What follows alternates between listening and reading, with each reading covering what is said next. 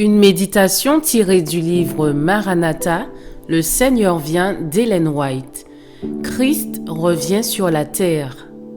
Enoch, le 7e depuis Adam, a prophétisé en ces termes: « Voici le Seigneur est venu avec ses saintes myriades pour exercer un jugement contre tous. » Jude 14 et 15. À la fin des 1000 ans, Christ redescend de nouveau sur la terre.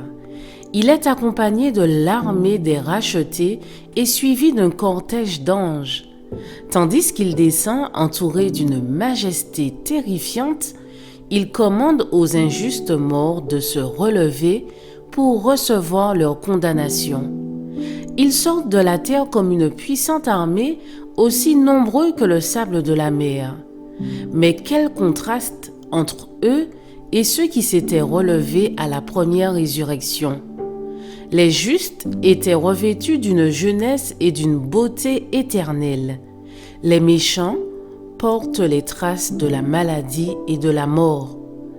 Dans cette vaste multitude, tous les yeux sont fixés sur la gloire du Fils de Dieu.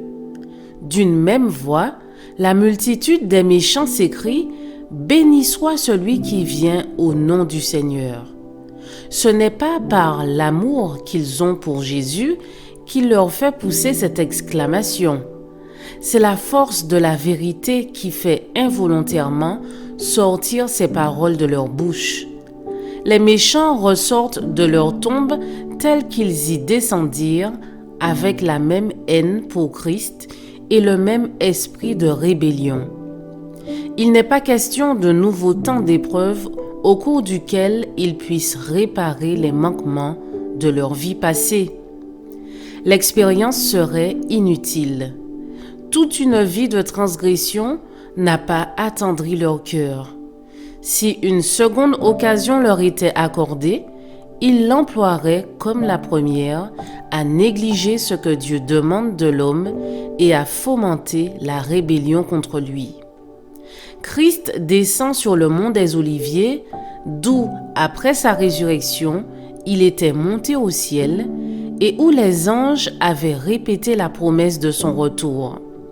Le prophète dit: « L'Éternel mon Dieu viendra, et tous ses saints avec lui, ses pieds se poseront en ce jour sur la montagne des Oliviers, qui est vis-à-vis de Jérusalem du côté de l'Orient. La montagne des Oliviers se fendra par le milieu, et il se formera une très grande vallée.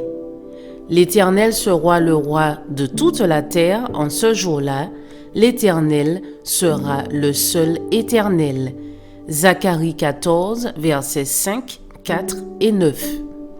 Alors la nouvelle Jérusalem, éclatante de splendeur, descend du ciel et s'arrête sur le lieu purifié et préparé pour la recevoir.